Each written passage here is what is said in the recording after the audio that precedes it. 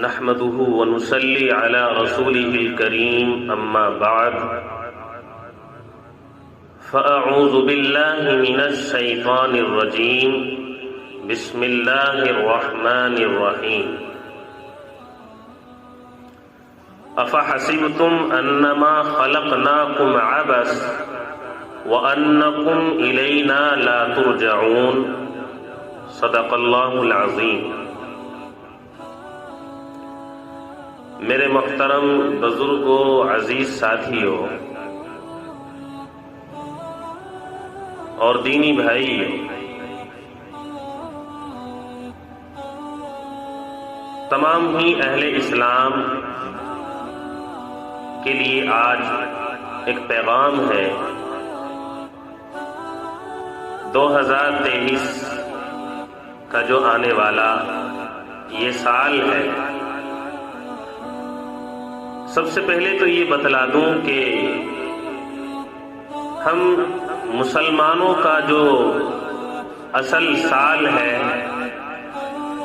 اسلامی سال، جس کو ہجری سال بھی کہتے ہیں، دراصل ہمارا اسلامی سال جو ہے وہ محرم کے مہینے سے شروع ہوتا ہے۔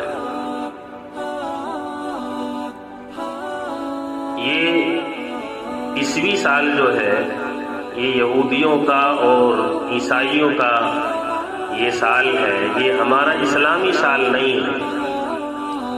تو میں آپ کو یہ بتلا دوں کہ اس سال پر، نئے سال پر جو حضرات مبارکبادی پیش کرتے ہیں، ہیپی نیو ایئر کہتے ہیں اور اس کو مناتے ہیں، اسلام کے اندر اس کی مبارکباد پیش کرنا اور اس دن میں جشن منانا قطعاً اس کی اجازت نہیں ہے۔ ہمارا دین، ہمارا مذہب ہمیں یہ تعلیم نہیں دیتا ہے کہ ہم اس دن کو منائیں اور اس کا جشن منائیں اور آپس میں اس کی مبارکباد پیش کریں۔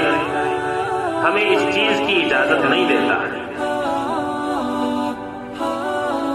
ہمارا اسلامی سال جبکہ محرم کے مہینے سے شروع ہوتا ہے اور صحابہ کے دور سے لے کر آج تک کسی نے نئے سال کی مبارکبادی پیش نہیں کی ہے اور نہ ہی اس دن کو منایا ہے۔ میرے دوستو، ہر آنے والا نیا سال ہم سے ہماری بہت ساری چیزیں چھین کر لے جاتا ہے۔ ہمیں یہ سوچنا چاہیے کہ اللہ تعالیٰ نے جو ہم کو عمر دی ہے، 40 سال یا 50 سال یا 60 سال، یہ عمر جو اللہ نے ہم کو عطا فرمائی ہے، ہماری اس عمر کے حصے میں سے ہر آنے والا نیا سال ہماری زندگی کو کم کرتا ہے، ہمارے سال کو گھٹا دیتا ہے۔ تو ہماری زندگی کا ایک ایک پل کم ہو رہا ہے، ایک ایک سال کم ہو رہا ہے، بجائے اس کے کہ ہم کو اپنے ان زندگی کے ایام کے کم ہونے پر غم منانا چاہے اور ہم اس پر خوشی منا رہے ہیں، اس کو جشن کا دن سمجھ رہے ہیں، اس پر مبارکبادی پیش کر رہے ہیں، یہ ہمارے لیے بڑی شرم کی بات ہے۔ ہمارا اسلام اس چیز کی ہمیں اجازت نہیں دیتا ہے کہ ہم اس دن کو منائیں۔ ہمیں تو اپنے ایام کے کم ہونے پر غم منانا چاہیے کہ ہماری زندگی کے اتنے پل اور اتنے لمحے کم ہو چکے ہیں کہ ہم نے اپنی زندگی میں کیا کیا ہے، اس پر ہمیں افسوس کرنا چاہیے۔ گزرے ہوئے زمانے میں جو غلطی، کوتاہیاں، خامیاں، جو گناہ ہم سے ہوئے ہیں، ہمیں ان پر ندامت کرنی چاہیے، شرمندگی ہونی چاہیے، اللہ سے توبہ اور استغفار کرنی چاہیے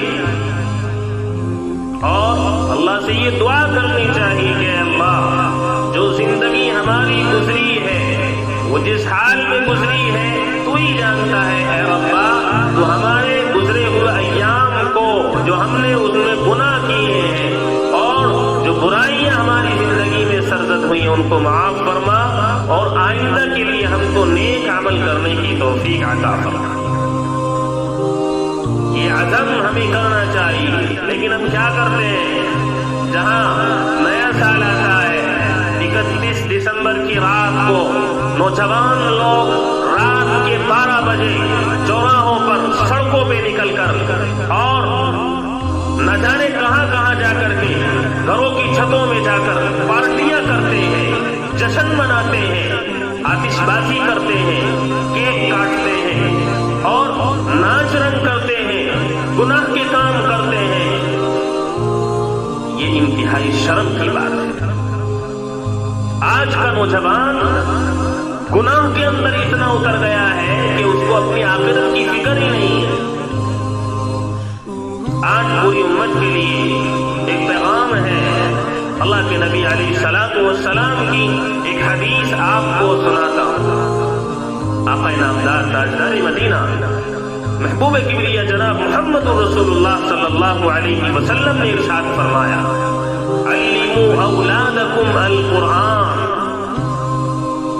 آپ علیہ الصلوۃ والسلام نے فرمایا کہ اپنی اولاد کو قرآن سکھلائیں، اور فرمایا وہ محبتی، اور میری محبت کے بارے میں بتائی، وہ محبت اہل بیتی، اور میرے اہل بیت کی محبت کے بارے میں اپنے بچوں کو بتلائی۔ قرآن ایک ایسی چیز ہے، ایک ایسا کلام ہے اللہ کا، جو انسان اس کو پڑھ لیتا ہے وہ زندگی جینے کا سلیقہ جان جاتا ہے۔ قرآن خود کہتا ہے ان ھذا القرآن یہدی للتی ہی اقوم۔ انسان کی زندگی کو صحیح راستے پر لانے کے لیے دوسری اور کوئی کتاب نہیں ہے۔ انسان اگر صحیح راستے پر آنا چاہتا ہے تو اسے چاہیے کہ قرآن کو اپنے سینے سے لگائے، قرآن کو پڑھے۔ دنیا کے تمام علوم انسان حاصل کر لے، کوئی سا بھی فن حاصل کر لے، انجینئر بن جائے، ڈاکٹر بن جائے، کچھ بھی بن جائے، انسان ان تمام کو سیکھنے کے بعد انجینئر بن سکتا ہے، ڈاکٹر بن سکتا ہے، سائنس کا بن سکتا ہے، لیکن ایک بہترین انسان نہیں بن سکتا ہے۔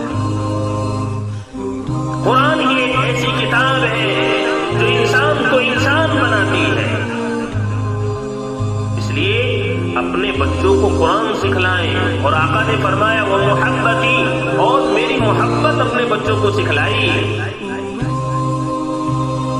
اسی لیے اللہ کے نبی علیہ الصلوۃ والسلام نے فرمایا لا یؤمن احدکم حتی یحب لأخیہ ما یحب لنفسہ وولدہ والناس اجمعین۔ آقا فرماتے ہیں کہ تم میں سے کسی انسان کا ایمان اس وقت تک کامل اور مکمل نہیں ہو سکتا ہے جب تک میں اس کے نزدیک، اس کے دوست و احباب، اس کے والدین اور کائنات کے تمام لوگوں سے میں اس کے نزدیک محبوب نہ ہو جاؤں، تب تک تمہارا ایمان مکمل نہیں ہو سکتا ہے۔ ہر چیز سے زیادہ نبی کی محبت ہمارے دلوں کے اندر ہونی چاہیے، تب انسان کامل ایمان والا بن سکتا ہے۔ اور نبی کریم علیہ الصلوۃ والسلام تو فرما رہے ہیں کہ بچوں کو میری محبت سکھلائی، میری محبت ان کو سکھلائی۔ اللہ کے نبی علیہ الصلوۃ والسلام دنیا کے اندر رحمت بن کر کے تشریف لائے، پوری کائنات کے لیے آپ رحمت بن کر کے آئے۔ اس لیے نبی کی محبت اور آپ کی عظمت ہمارے دلوں کے اندر ہونی چاہیے۔ پیغمبر علیہ الصلوۃ والسلام ایک مرتبہ تشریف فرمائے، آپ وضو کر رہے ہیں، صحابہ کرام موجود ہیں، اللہ کے نبی علیہ الصلوۃ والسلام وضو فرما رہے ہیں، اور صحابہ آپ کے وضو کے پانی کو اپنے ہاتھوں میں لپک رہے ہیں، زمین پر گرنے نہیں دے رہے۔ محبت کے اندر اتنے ڈوب گئے کہ آپ کے وضو کے پانی کو صحابہ نیچے نہیں گرنے دے رہے، ہاتھوں میں لے رہے ہیں۔ اللہ کے نبی علیہ الصلوۃ والسلام نے صحابہ سے پوچھا ما يحملكم على هذا، آپ کو اس چیز پر کس بات نے ابھارا ہے، یہ تم کیا کر رہے ہو؟ صحابہ نے کہا حبا للہ ولرسولہ، ہم تو اللہ اور اس کے رسول کی محبت کے لیے عمل کر رہے ہیں۔ کیا آپ کے وضو کے پانی کو کوئی اپنے چہرے پہ مل رہا ہے، کوئی داڑھی پہ مل رہا ہے، کوئی اپنی پیشانی پہ مل رہا ہے؟ صحابہ اس طریقے سے آپ کے پانی کو لے کر اپنے بدن پر مل رہے ہیں۔ لیکن اللہ کے نبی کیا کہہ رہے ہیں کہ میری محبت کا حاصل کر لینا اتنا آسان کام نہیں ہے کہ صاحب وضو کے پانی کو لے کر کے آپ جو ہے اپنے بدن پہ مل لیں اور میری محبت حاصل ہو جائے گی، ایسا نہیں، اتنا سستا سودا نہیں ہے۔ آقا نے ارشاد فرمایا کہ اگر میری محبت کو حاصل کرنا چاہتے ہو تو زندگی میں 3 کام کرو۔ پہلی بات اللہ کے نبی علیہ الصلوۃ والسلام نے ارشاد فرمائی فَلْيَصْدُقْ إِذَا حَدَّثَ، کہ جب تم کسی سے بات کرو تو بالکل سچ بولو، سچ کے علاوہ کچھ نہ بولو۔ اپنی زندگی کے اندر انسان کو سچ بولنا چاہیے۔ سچائی انسان کو نجات دلاتی ہے۔ میرے آقا نے فرمایا الصدق ینجی والکذب یہلک، سچائی انسان کو نجات دلاتی ہے اور جھوٹ انسان کو ہلاک کر دیتا ہے۔ جو انسان سچ بولتا ہے وہ لوگوں میں سچا کہلاتا ہے، اور جو انسان جھوٹ بولتا ہے وہ لوگوں میں جھوٹا بن جاتا ہے۔ جھوٹا بننے کے بعد وہ کتنا ہی سچ بولنے لگے کوئی اس کا یقین نہیں کرتا ہے۔ تو آقا فرما رہے ہیں کہ میری محبت حاصل کرنا چاہتے ہو تو پہلا کام یہ کرو کہ سچ بولو۔ میری محبت کی نشانیوں میں سے سب سے پہلی نشانی یہ ہے کہ تم سچ بولنے لگو۔ اور آقا نے دوسری نشانی ارشاد فرمائی وَلْيُؤَدِّ الْأَمَانَةَ إِذَا تُؤْمِنَ، جب تمہارے پاس کسی کی امانت رکھی جائے تو اس کو پورا پورا ادا کرو، امانت کا حق ادا کرو۔ آج اکثر لوگ امانت کے اندر خیانت کرتے ہیں، امانت کو سنبھال کے نہیں رکھتے، اس میں خیانت کرتے ہیں۔ یہ بات یاد رہے کہ مومن کسی کو دھوکہ نہیں دیتا ہے، مومن جھوٹ نہیں بولتا ہے، وہ امانت میں خیانت نہیں کرتا ہے۔ اور تیسری بات آقا نے ارشاد فرمائی وَلْيُحْسِنْ جَوَارِحَهُ مَنْ جَاوَرَهُ، کہ اپنے پڑوسیوں کے ساتھ اچھا سلوک کرو۔ میری محبت کی نشانیوں میں سے ایک آخری نشانی اور تیسری نشانی یہ ہے کہ وہ اپنے پڑوسیوں کے ساتھ اچھا سلوک کرتا۔ مطلقاً آپ نے ارشاد فرمایا پڑوسی چاہے اپنا ہو، غیر ہو، پرایا ہو، دشمن ہو، دوست ہو، کیسے ہی ہو، وہ آپ کے ساتھ حسن سلوک کرے یا نہ کرے، لیکن آپ اس کے ساتھ حسن سلوک کرتے ہو، آپ اس کے ساتھ اچھا معاملہ کرتے ہو، وہ چاہے آپ سے اچھا کلام کرتا ہو یا نہ کرتا ہو، لیکن آپ اس کے ساتھ حسن سلوک کریں، اخلاق سے پیش آئیں۔ یہ میرے نبی کے اخلاق ہیں کہ تم اپنے پڑوسیوں کے ساتھ اچھا سلوک کرو، چاہے وہ مسلمان ہو یا غیر مسلمان ہو، کوئی بھی ہو، تمہارا قریبی رشتہ دار ہو یا دور کا رشتہ دار ہو، کیسا ہی کیوں نہ ہو، لیکن پڑوس کے ساتھ اچھا سلوک کرو۔ اپنے گھر میں کچھ اچھا کھا رہے ہیں تو پڑوسیوں کو بھی کھلانا چاہیے، یہ ہے پڑوسیوں کے ساتھ حسن سلوک۔ تو آقا نے فرمایا کہ میری محبت کو حاصل کرنا چاہتے ہو تو یہ 3 بات اپنی زندگی میں پیدا کرو۔ سچائی کو لازم پکڑو، دوسری چیز یہ امانت کو ادا کرو، اس کا پورا پورا حق ادا کرو، اور تیسری چیز یہ ہے کہ اپنے پڑوسیوں کے ساتھ اچھا سلوک کرو۔ آقا نے فرمایا کہ اپنے بچوں کو 3 باتیں سکھلائیے، علموا اولادکم القرآن، اپنے بچوں کو قرآن کی تعلیم سکھائیے، ومحبتی، اور میری محبت سکھلائیے، اور تیسری بات آقا نے ارشاد فرمائی ومحبتی اہل بیتی، اور اپنے بچوں کو میرے گھر والوں کی محبت کے بارے میں بتلائیے۔ حج سے آخری موقع پر جب آپ تشریف لا رہے تھے تو اللہ کے نبی علیہ الصلوۃ والسلام نے 2 ہی باتیں ارشاد فرمائی کہ تم قرآن کو لازم پکڑ لو، اپنی زندگی میں قرآن کو نہ چھوڑنا، قرآن کو اپنے سینے میں بسا لینا۔ جو انسان قرآن کو اپنے اپنی زندگی میں بسا کے رکھے گا، اس پر عمل کرے گا، وہ کبھی گمراہ نہیں ہو سکتا ہے۔ اور فرمایا جو میرے اہل بیت سے محبت اور پیار رکھے گا، ان کی زندگی کو یاد رکھے گا، ان کے طریقوں پر چلے گا، فرمایا کہ وہ کبھی گمراہ نہیں ہو سکتا ہے۔ دنیا کے اندر اس کو کوئی کبھی تکلیف نہیں پہنچا سکتا ہے، اور دنیا کے اندر اللہ پاک اس کو خوشحالی عطا فرمائے۔ تو ہمارا نیا سال شروع ہونے جا رہا ہے۔ اسلامی سال کے بارے میں نے بتلایا کہ ہمارا اسلامی سال محرم سے شروع ہوتا ہے۔ جب صحابہ نے اسلامی سال کے مہینوں کی شروعات میں کوئی مبارکباد پیش نہیں کی ہے تو ہمیں کیا حق بنتا ہے کہ ہم عیسائیوں کے نئے سال کے شروعات میں مبارکبادی پیش کریں یا ہیپی نیو ایئر کہیں یا کیک کاٹیں یا جشن منائیں؟ ہمیں اس کی قطعاً اجازت نہیں ہے۔ اس لیے مسلمانوں، ہمارا نیا سال اسلامی محرم کے مہینے سے شروع ہوتا ہے۔